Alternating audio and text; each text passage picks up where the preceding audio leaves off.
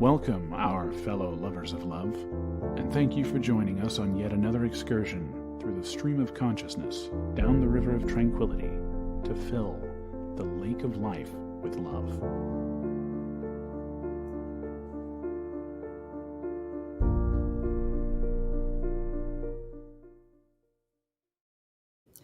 And good evening, everybody. Welcome to another adventure through, I don't know, whatever this is we call life, and whether we have a partner at the moment, or whether we have, our true love, or whether we're still searching for it. Or maybe we're recovering from the last batch of love we found. That exists too. Yes. But all of us are somewhere on this journey, and it's kind of a shared human experience, this thing that we call love, but yet it's awfully difficult to define. But that's what we're going to try to do tonight. That's one of the challenges. Yes. We are going to try to define the undefinable, and we'll see where it takes us. Well, I did find an article with the definition of true love. Oh, yeah. Wait, let me guess. Is there a list? Yes. Let me guess. All right. What do we got? Well, there are 7 things you should know. It's only 7. Yeah. That's pretty good. Okay. What do you got? Okay. True love isn't anything new. It's something that lasts. Okay. So you can't find out true love in 6 months, right? Because by definition, that's not lasting yet. That's not lasting yet. God, can you get to really know someone in 6 months? I don't know. Okay. Well, maybe you can. I mean, you can get to... But see, there are all those people who you feel like you've known your whole lives, in a short period of time. And then there are people you can know your whole lives and you don't really know them. That does exist. That's what we mean. It's with love, there's always an exception to no matter what rule you want to put out there, there's always going to be an exception. That's true. And so it's hard to have some predefined rules. But it's fun to talk about. Yes, it is. Yes, it is. Yes, it is. So what else you got over there? Okay. True love is a strong emotional bond. Yes, because love is all emotion. It's by definition. An emotional connection. True love is within reach. Okay. True lovers make available to one another at all times. They are there for them. Okay, number 4, love is receptive. Okay, but what does that mean?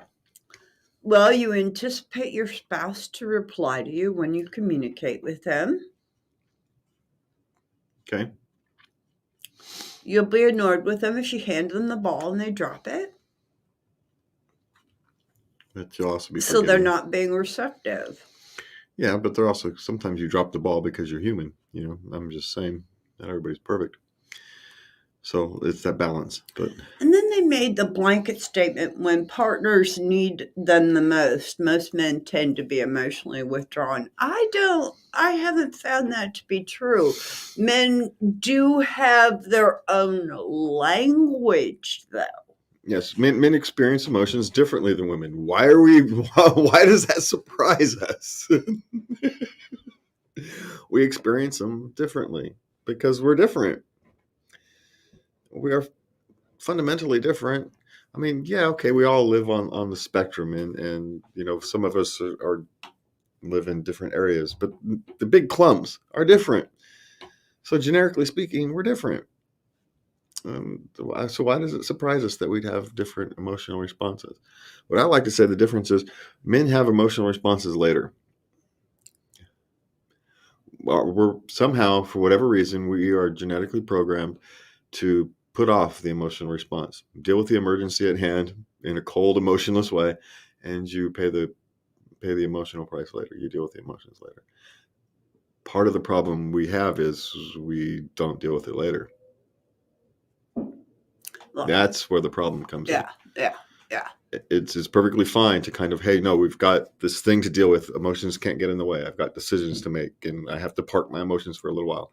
That's understandable. It's an understandable response to, right, in a stressful, dangerous, whatever you want to call it, situation. Well, I had a weird response once from somebody who could not handle the emotions that I was having.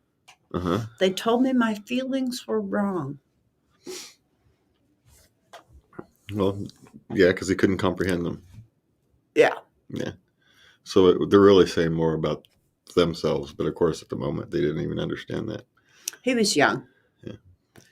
So I can't comprehend them. It's not the same thing as saying It's been 30 years. I don't think I'd get the same response from him today. I'd like to think he's grown and matured. Well, you would like to think so, but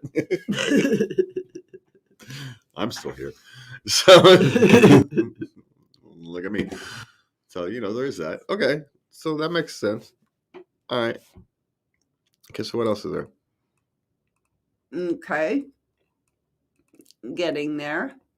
True love is a never-ending process. Well, yeah. It never stops because love and life and the ebbs and flows and changes of life is just how it is. We all evolve. And the question is, do you evolve with each other, or do you evolve away from each other? That's the downfall of what people thought were true love, is quite literally, people say they grow apart, but it's not really true. They evolve apart as human beings for whatever reason. I've still seen that it's rare, but they live totally different lives. Except when they came home, they were together. Yeah. You find what works for you as a couple, and if that's what it is, that's what it is. Hobbies were different, everything, interests, everything. They hardly shared anything.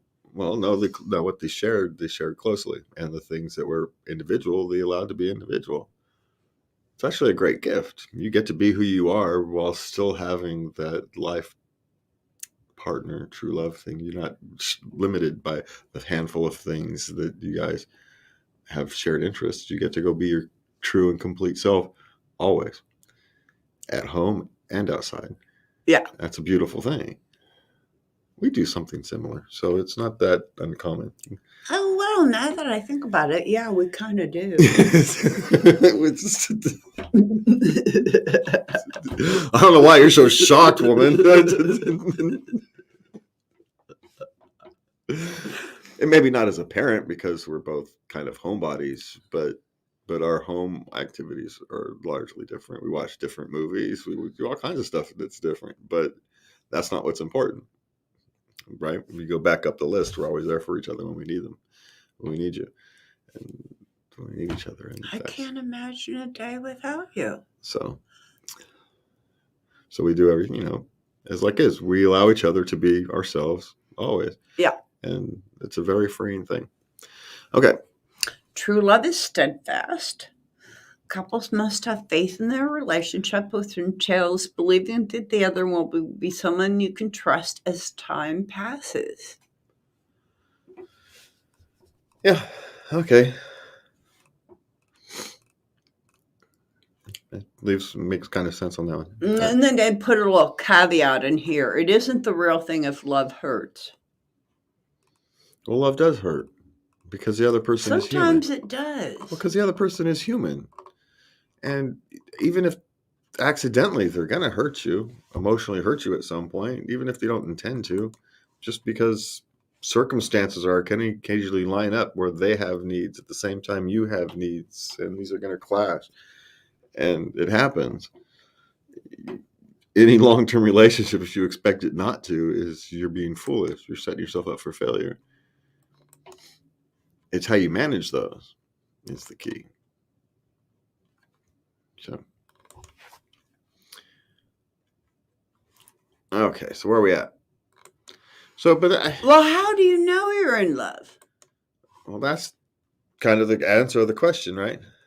You got 12 We've signs. tried to define it, but every definition has caveats. It does. And so it's kind of ill-definable. But how So do you know? how do you know you're really in love? There's 12. I found an article. There's 12 things. And I want to let everybody know that all these articles, you can find them on our website. There's links to them on our website, latenightLove.us. And you can send me and Lovey your own stuff, suggestions, topic suggestions, your own questions, etc., at love@latenightLove.us. And we will answer you on the air. All right. So what do you got? Okay. How do you know when you really love someone? There's 12 signs. Number 1, you want your family and friends to be accepting of them. You want your family and friends to like them. Yeah. Okay. You want to know. There's a caveat to that as well, because what if your family's a bunch of ne'er-do-wells? So we say, then do you really care? Yeah. We all know your own families. So that's just me. Okay. You want them to know everything about you. Okay. You're happy when they're happy. You're sad when they're sad. Okay. You want to see them all the time. One day away feels like a week. Yeah, but that's infatuation as well, right? Isn't it? Yeah. Okay, yeah. Number 4, you want to know everything about them. Number 5, you don't feel so great when they get close to someone else. The green devil of jealousy. Jealousy. That's the one. Yeah, there it is. The green devil of jealousy. Yeah, okay, this is true. What they do and say is special to you. Okay, yeah. You're willing to do anything for them. Oh, yes. Yeah. Having your baby. Okay. Number 8, you're more careful about what you do and say. I don't know. Which is oddly enough counterintuitive. No, because you should be less careful, but you end up being more careful because you're so afraid of losing something that you're not your true self, which oddly enough is the way to lose that thing. But yes, so it's a counterproductive thing. But you're just trying to be more sensitive when in fact you're supposed to be able to relax around the person you love. You shouldn't have to walk on eggshells. That's the whole point. Okay. Your behavior is a bit out of control when you're with them. Well, my sister and I have this thing. We start eating like we're at 25 and on spring break. We start partying. And then we do that all weekend, and then Monday we pay for it. Yeah. Why do my We are stomach not hurt? 25 anymore. I'm so tired. So number 10, you got your confidence levels boosted. I know this works for men. When you're kind of in love, you just feel more confident with that role. Or maybe it's you just don't care. Well, that's true. Have you ever noticed when you're in a relationship, you get hit on more? No, but then again, I didn't notice to begin with. So it's amusing to watch women flirt with you. I'm sorry, it is. Apparently, I don't know. It has never, ever bothered me at all. Well, it's because apparently I have no clue. So, so there it is. You can see a future with them, however distorted that future may be. Basically, see a future with them. Okay, I know that's true. Some weird distortion of what future reality, some weird goofy utopia thing, is what happens. But it is what it is, right? That's the dreaming thing. It's nothing wrong with it. It's human nature. And this is actually the most important one. You have more drive to become the better you. You want to become the better you, so for them, essentially. For them, yeah. For the relation. Well, I do for the relationship. It's a little bit selfish because I benefit from it. Yeah. but then But I want so does everybody else. But in the right? same token, there are equal amounts. I want to be my best me for you. Yeah. Well, everybody, if anybody who's becoming the better you, the whole world benefits, right? Not just the people around you, but the people around you will benefit. And because of that, the people around. See, that's why we say here, love can change the world. You don't have to change the world, but there's enough people wanting to spread love. We will change the world. The world will change that way. Just well. And that's why, right there. Because you try to become a better you. All right. So what's we got next? What do we got? 20 ways to show your love to your spouse. How about we go down to the teenagers thing? All right. Because we do time and all that stuff. 10 ways to show teenagers you love them. All right, but there's a list of 20 ways to show your spouse you love them. But those things are, generically speaking, they're generic. You know how to show your spouse the way you love them. Small acts of service, 20-second hugs, 20-second kisses, leave them notes, make their favorite dinner.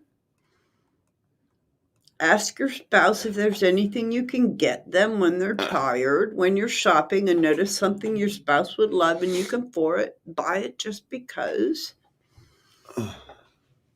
Yeah, all those things. All the basics. They're just the same basic things you can hear anywhere. But if you need the list, go to the website and click the link and you can find the list. All right.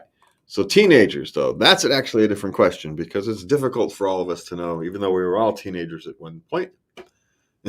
It's difficult for us as adults to show teenagers that we love them. Because they are going through things that are the same, but different too. It's not the same world we grew up in. No. And, at the same time, they're in a weird spot where they're trying to find their own identity away from you. And so and oddly enough, your acts of trying to show that you love them can be interpreted as attempts to control them, right? Because that's how they view the world at the moment. And so it's difficult. But if it's difficult for you, just think about how difficult it is for them.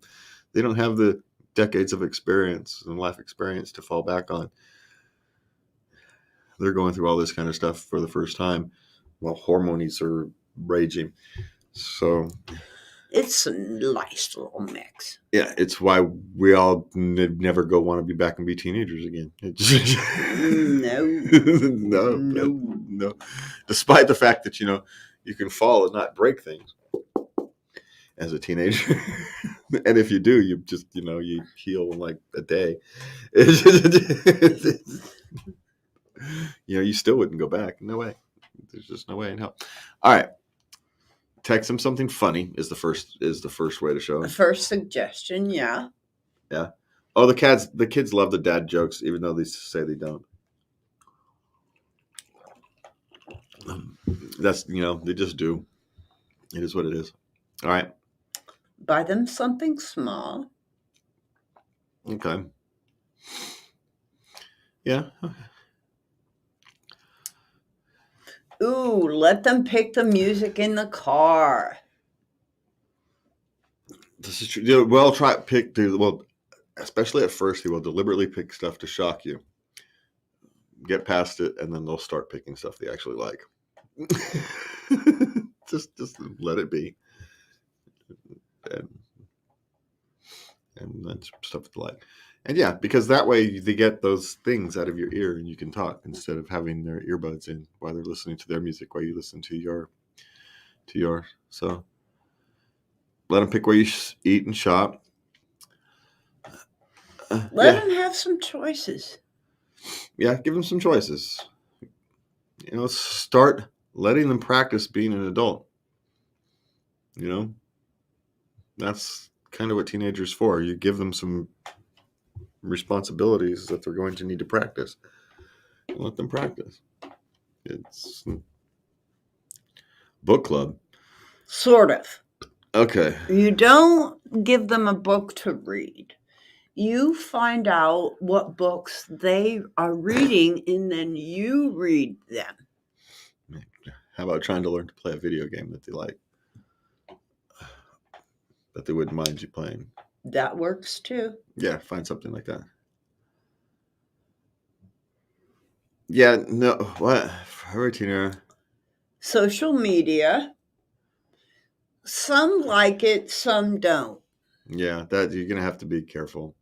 I Especially, had my girls thought it was cute, but I was very careful not to do anything that would embarrass them. oh, see, I would be very careful to do things that would embarrass them. So let's see, there you go. There's the two strategies there. We probably wonder which one works. You know, you know your children. You know me. I like to make them laugh, and so it's funnier that way. That's what it is. Okay. What's important to them? Compliment them on what is important to them. Yeah. So again, you're gonna have to actually learn about what they want, what they need, and it's not impose your view of what you want them to be. You're gonna have to let them be what they are, and they will reward you for that because they will be comfortable being what they are and who they are with you, and then you will get the chance to help guide them. They will come to you for guidance instead of somebody else. That's ultimately what you want. Okay. Express faith in your child. Just a couple of quick comments here and there can make a huge difference. Yeah, and Oh no, you can do it. I'm so glad I never have to worry when you watch your sister. yeah, Just some examples. yeah, and don't when they do make mistakes, don't over dramatize it. It is what it is. And the next one is share stories of your own mistakes. Because you've got a laundry list.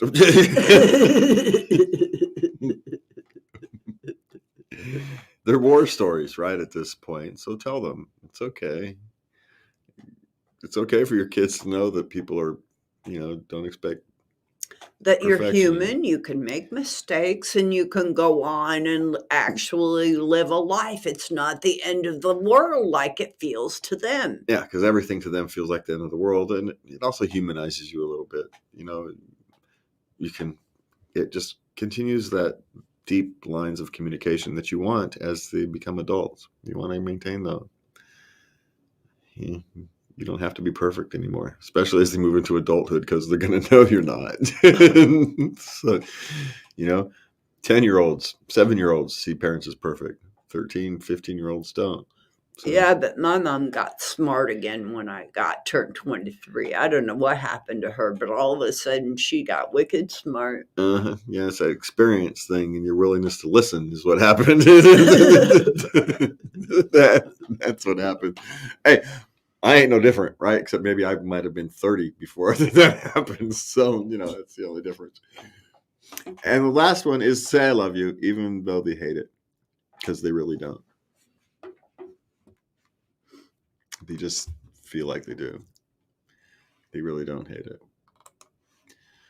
All right, Lovey, what do you got next for us? Okay, just a quickie, some cheap and easy way to show your coworkers, because let's face it, we spend a large amount of our time with coworkers. Well, and you also want to remember that you don't know the impact you might be having on somebody else's life. You can change the trajectory of somebody's career, and by changing the trajectory of their career, you can change the trajectory of their life. And so respect that.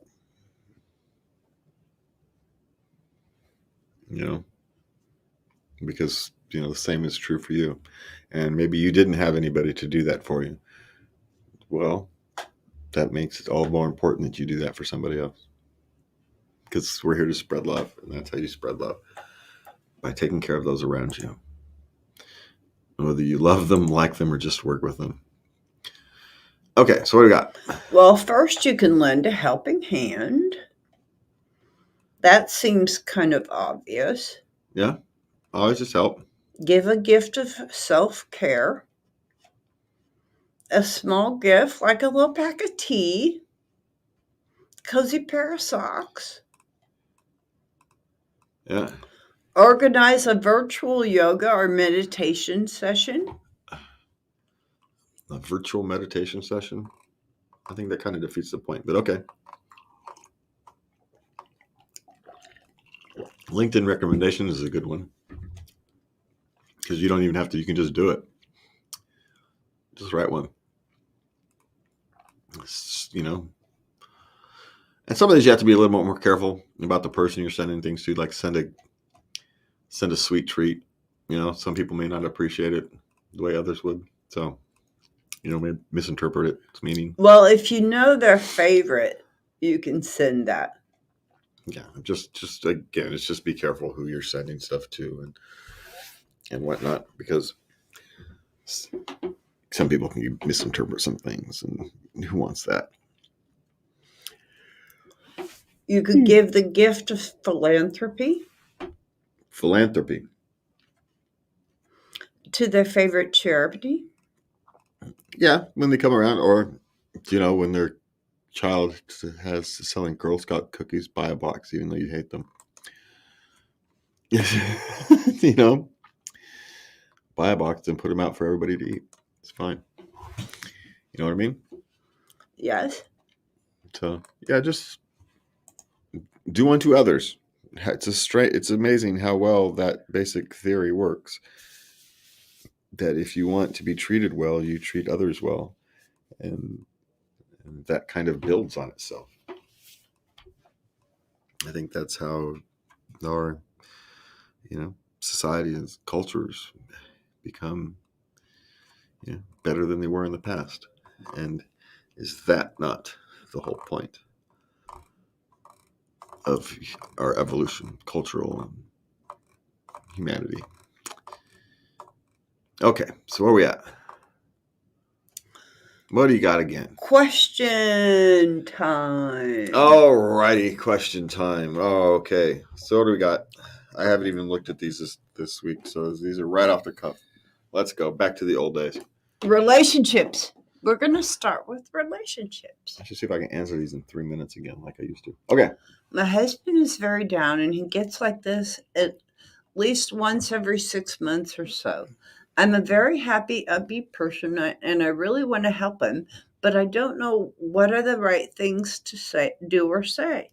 I just tell him it's not so bad. Let's fix the problems, but it doesn't help. How do I help him? Well, one, stop saying it's not so bad, because it's not relevant. He's dealing with, maybe a chemical imbalance, maybe clinical depression. There's something deeper he's got to deal with, and you probably can't help, but what you can do is not make it worse. And I'm not saying your intentions aren't good, but you have to validate his feelings, not dismiss them. Whatever it is, even if they're misinterpreting the world, you still have to validate them so he can deal with them, right? Because they're real to him. And so if it's bad to him, it's bad. And telling him it's not bad is invalidating those emotions. Now, saying, look, I know it's awful. You feel like you're in the pits of hell. I get it. Where do we go from here? How can we help you get out of this? Be the supportive person. That's all. You're trying to be, and it's very difficult. So I'm not being critical, because it's insanely difficult in that situation to know what to say, because it's so unique. Each situation is unique. Just never tell somebody it's not so bad, because it's from their perspective that you have to see the world, and you don't know what they're doing. And so start with that. Talk to a counselor, even just for yourself. They have apps for that. Try an app. They're inexpensive, and they will help you. But if it's really serious, they have hotlines. If I had read this, I'd have put a hotline. Maybe I still do. Is that Mental health hotline? You got it. mentalhealthhotline.org. I've left it up, so you can go, and because that's what he's dealing with. He's dealing with maybe even clinical depression if he's cycling every 6 months. Maybe it's a bipolar thing. Who knows? But he's going to need to deal with that.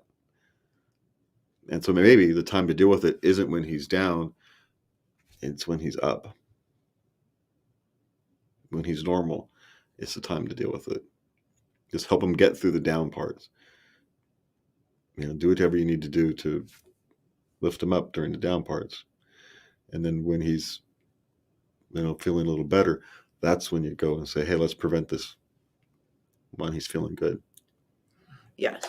I think that may be a different strategy. So just buckle down the hatches, get through the bad stuff. When you start to see the other side, then you go. And again, and please contact the mentalhealthhotline.org. What is it? 1-866-903. 1-866-903-3787. There you go. And so that would be my suggestion. Okay. I found non-consensual naked pictures of myself on my boyfriend's phone. We're in our early to mid-20s and have been together for almost a year. We went on a trip this past weekend, and while I was looking at pictures, I saw some of myself looking naked from a week or two ago. It wasn't one blurry shot that was taken accidentally. How do I confront him about this? Well, the question is, how do you want to confront him about it? I mean, there's all kinds of paths you can take, and you just have to decide which one it is. Are you upset that he took it without your consent? Are you upset that they were taking it all? Are you upset that it's again, you're going to have to figure out what you're actually upset about. And then you're going to have to deal with go take the path. Because you could take a legal path, quite frankly, at this stage, if you really wanted to. If it was that offensive to you. It doesn't sound like it is, because you're still talking about wanting to deal with it some other way. But, that's not a question I can answer. You're going to have to figure out what it is actually that you're upset with and then deal with that. Is it the breach of trust? Is it just that you're afraid that they're going to get leaked out somewhere, that he's going to share them? Figure out what it is you're actually upset about so you can deal with that. It's the only suggestion I have. Okay. I mean, you got a better one? No. No, you really got to figure out what is bothering you, and then keep it to that. Just going into it being losing your temper is not going to be very productive. Because it could have been essentially kind of a sweet romantic moment that, in his mind, maybe he's a nerd or something. It's really awkward and doesn't understand. I'm assuming they're young. And so, and he just ignorant. 20s, early 20s. Yeah, it could just be freaking ignorance, How? Well, there's lots of ignorance in the world, it's just, so you're just going to have to figure out what it is that actually upsets you, and then you can choose the path forward, because there's a handful of paths forward, and, from, real severe legal paths to, you chalk it up as one of those things that happens when you're in a relationship and you're still trying to figure out the boundaries. There's a lot of room in between there. Those two things. Obviously, he has some good qualities, or else she wouldn't want to be working this out. Yeah. So, but I'm saying there's just a lot of room between those two, and and where it actually lands is probably going to where you end up making your long-term choice. But find out our best is find out what you're actually upset about and move from there. Yeah. Okay. I, 4 feet 11 inches, not fat, but not a gym bunny either. Dated a guy, and everything was going good until one day he asked me, "Don't you wish you were taller with a flat stomach?" I broke up with him because I was so hurt by what he said and felt like it would never work because I'll never be taller anyway. He wants me back years later, but I can't seem to get over those comments. Am I being too harsh on him? Well, maybe not. Again, it's one of these things that entirely depends. If it was just one of those things, I'd like to be taller with a flat stomach, and you're just kind of sitting there chatting. Dude, you've got to be kidding me. We're men. We don't think about those things that you would take it personally. You just don't, because if you're sitting there. How can we not take it personally? See, this is what I'm talking about, because we're speaking about it personally. You're speaking to us as a person. That's personally. No, we're not. We're speaking generically. Like, wouldn't I like to have better hair? Or some people, wouldn't I want to have blue eyes? And I wish I wasn't so fat. All those various things that all of us think about. That don't you wish you were taller? I wish I was 6'5" with good knees. I could play basketball, but it's not going to happen. But well, somebody said that to me. I would think that's what they want. They don't want me. They want something different. No, they're just asking. They're compromising. I'm not their ideal. Well, nobody's ideal. The ideals are non-existent. Utopia is, quite literally, the definition of utopia is a place that doesn't exist. So no one's going to be your ideal. Get over that. That's my suggestion for everybody. Now, again, it entirely depends how it was said in the context. If you're just kind of sitting back there having a general chat, talking about generic stuff, don't you wish you were tall enough to be a basketball player? That'd be cool. I'd love that. That's how I would take it. But, again, men and women take these things differently, which is why men, when you ask men, why don't you talk to me? Because every dang thing we say is a minefield. We're sitting here talking about, wouldn't you like to be, we'd like to be taller. So for us, it's not a question. It's not a thing to ask. So that's all. It's just a difference. It's a difference in how we perceive the world. So anyway, I don't know if you're being too harsh on him, because obviously, since you're thinking about it, you still have some feelings for him there. And if you talk to him and find out what was he thinking when he said that. Yeah, because maybe it was just a generic thing, like we'd all like to be better looking and skinnier, right?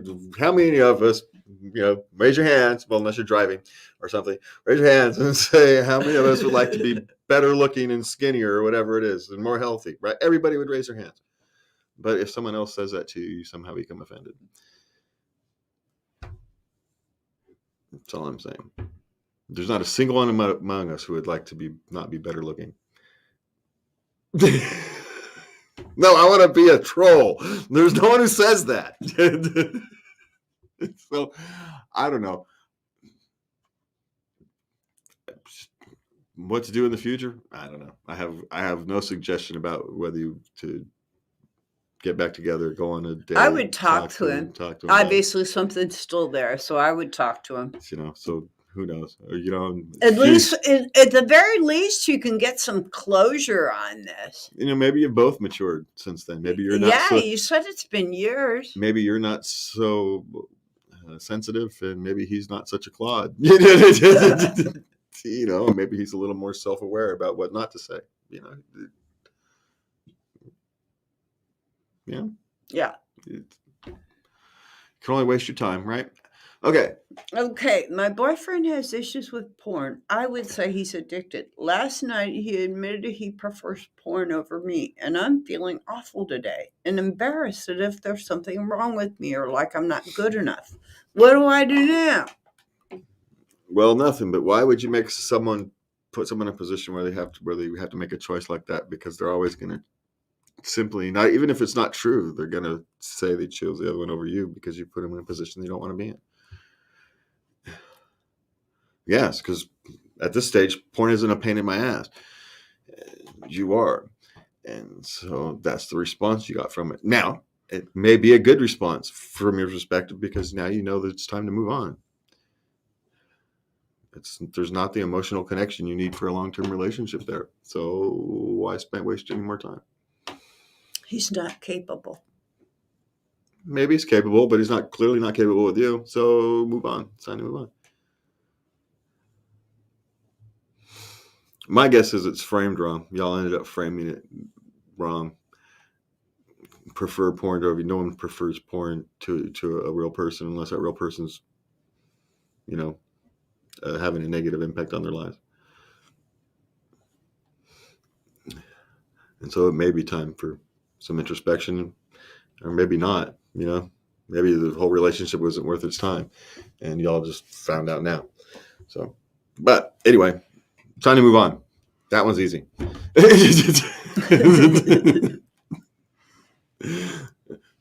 So, but yeah, it's not that you're not good enough or anything like that. It's got nothing to do with you. It would be him, and it's just time to move on. Okay. Okay, my partner and I want another child. My middle son is adamant we don't. Our kids are 18, 8, and 4. My 8-year-old is on the spectrum and doesn't get along with his younger brother. When we talked to the kids about the possibility of another sibling, he said, absolutely not. Babies and little kids are the worst. Please don't.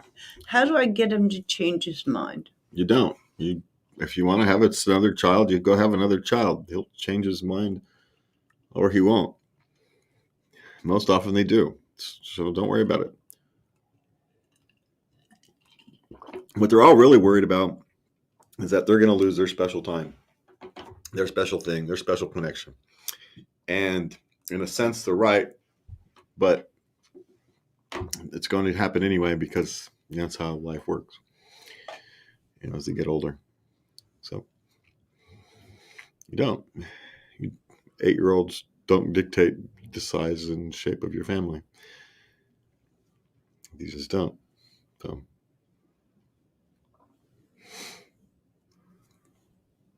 you don't try to convince them. You make the decision and you inform them. And just because he feels like this now doesn't mean he's going to feel the same way down the road. He likely won't. He'll likely love the baby eventually. Because remember, he's going to be older. He'll be 9, 10 years old by the time you end up having a baby. He'll be a whole different child, even if someone's on the spectrum. It's going to be a whole different child at 10. So if you want to have a baby, have a baby. Don't worry so much about it. All right. Okay, I'm UK-based. My daughter is 4 in a month. When I went to pick her up from preschool today, a lady came out of school and explained she was a partner of the pastoral team and that she needed to speak to me. My daughter had said on the carpet this morning that Daddy hits Mummy a lot. He doesn't and never has done anything like that. We play around a lot with the kids, things like he pretends to be a monster and we run away and he tickles us and that sort of stuff. I explained this to the teacher, but I have no idea if she believed me or not. What do I do about this? Nothing. I mean, now the UK can get weird sometimes, but then so can the United States. So, but there's nothing you can do. Oddly enough, the more you try to do, it's thou hast thou protest too much, and you actually end up drawing attention to it. So just don't do anything. Just keep living your life. You may want to tell your children that discussing what happens at home at school is probably not a great idea. But at 4, you're actually going to plant the thing inside their head to talk at school. So I would do nothing. That's what I would do. There's nothing to do because there's nothing going on. So there you go.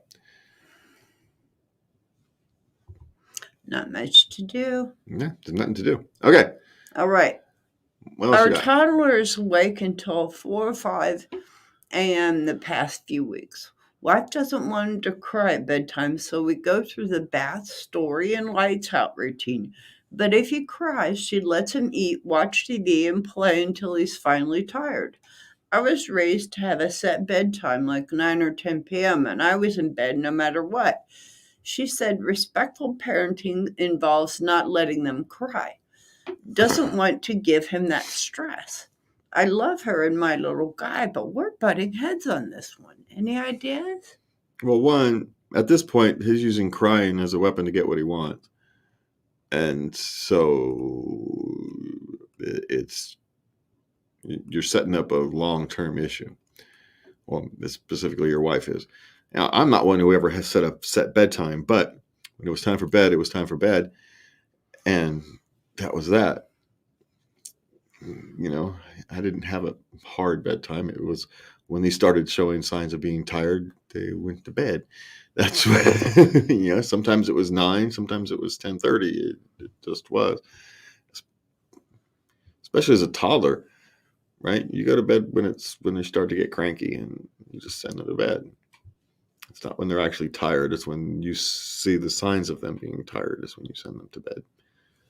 So anyway, no, you're both wrong in this one, right? The set bedtime itself is not an issue. It's the fact that he needs to go to bed when it's time to go to bed, and he's using crying to manipulate your wife to get him to behave his most base instincts, which is setting up a long-term issue for you if you don't stop that now.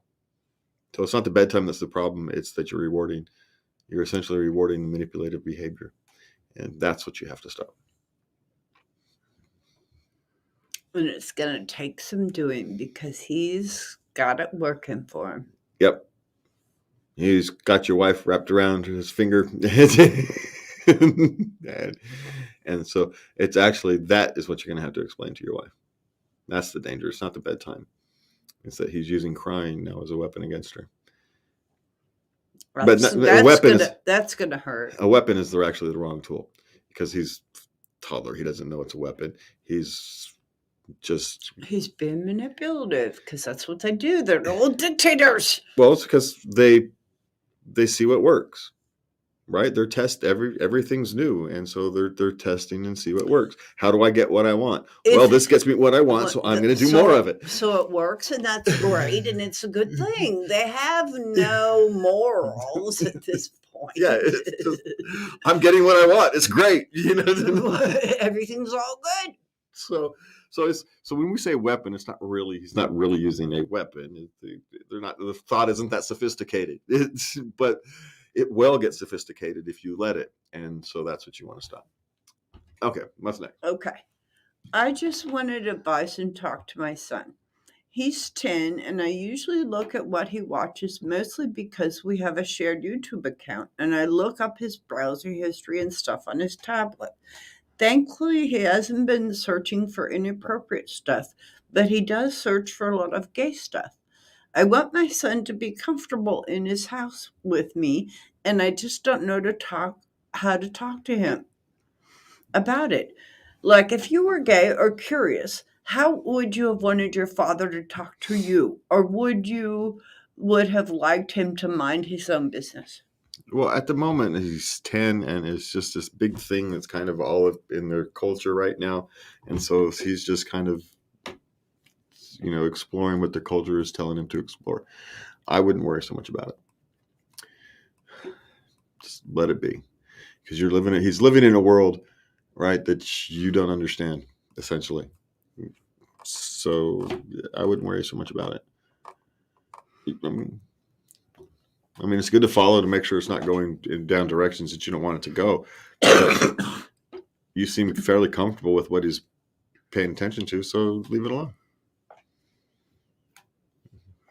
I'm assuming gay stuff. He's thinking about gay education or shows with gay characters, that kind of thing. Yeah. And it's part of the culture. It's just part of the culture right now, and so let him explore it. Let him explore the culture he lives in. It's fine. As long as you're comfortable with he's dealing with age-appropriate stuff, then let it be. They don't need you for every bit of education. They do need you to watch so they don't go down the wrong paths. But right now, you're comfortable, so let it be. Okay. All right. Now we've got some sex questions. Okay. I, 25-year-old male, have gotten into a casual relationship with a 20-year-old female, and I feel like I'm using her. How do I get out? Well, that's 27. Oh, he's 27. No, she's 27. I, 25-year-old male, have gotten into a casual relationship with a 27-year-old female. Yes, because you said 20. Sorry. And I feel like I'm using her. Well, she may very well be using you, but if you want out, you just get out. Especially if it's a casual relationship. You don't even have to. A very simple, I like you, but I'm sorry, this isn't working for me, is often very effective. Yeah. And she may just want the sex too. And so, if you all are just using for each other to get your rocks off,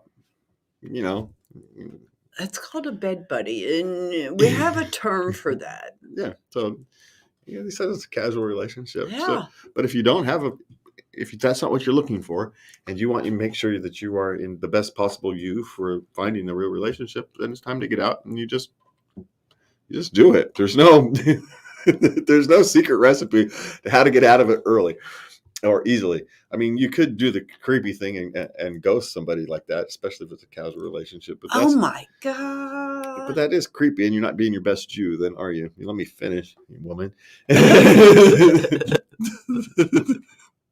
but but there's no way out other than just to get out.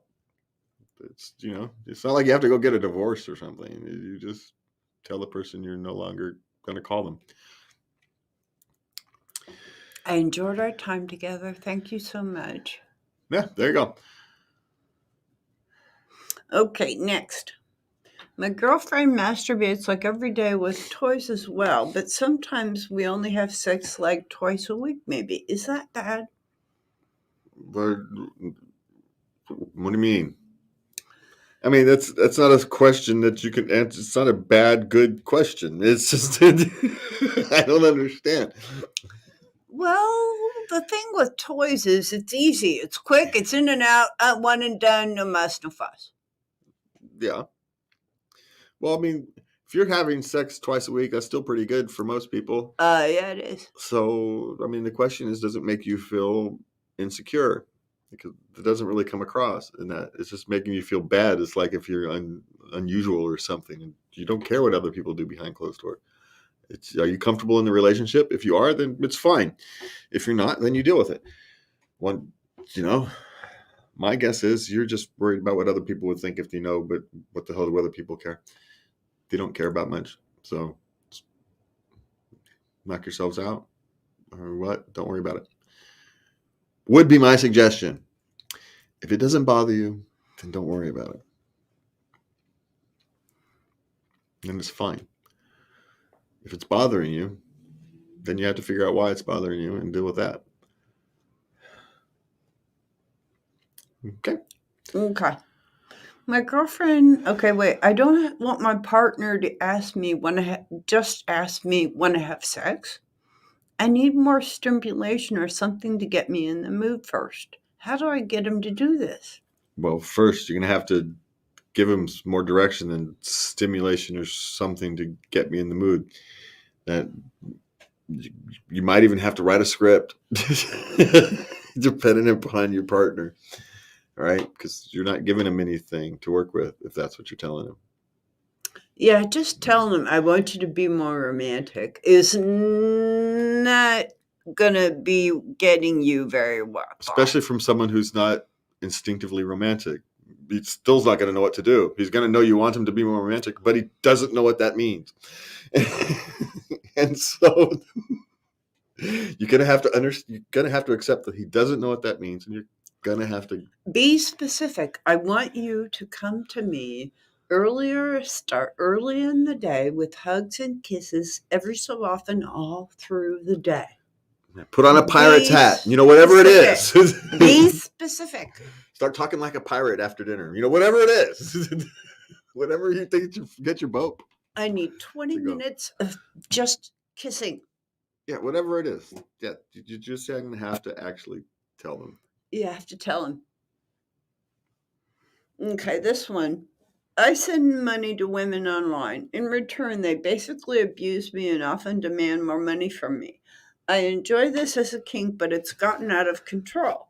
Now I can't stop doing it, and it's literally ruining my life. I've spent thousands already, and it's like an addiction for me. Try to think of it like a gambling addiction or similar. How do I quit? It's sex addiction, and you go get help like you would with a gambling addiction or a drug addiction or alcohol or anything else. You seek help for it. In fact, I've been leaving this mental health hotline right there on the screen this whole time. So go to that, mentalhealthhotline.org, and start there. It's starting somewhere to deal with it is the first step. Accepting it is the first step. You're thinking of it like a gambling addiction, and you're correct. It's a sex addiction. So now that you have a label for it, go deal with it. Yeah, people who specialize in this, so deal with it. Yes, I do. You're not the only one out there. Nope.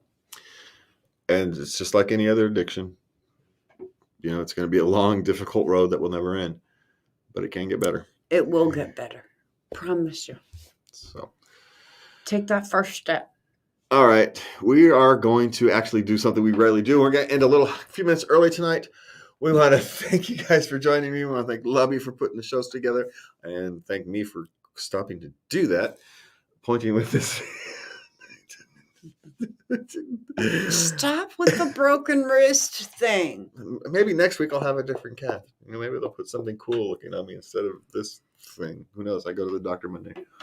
And for me and Lubby, I want to thank you for joining us. Thank you for listening. And please remember to love everybody. Good night.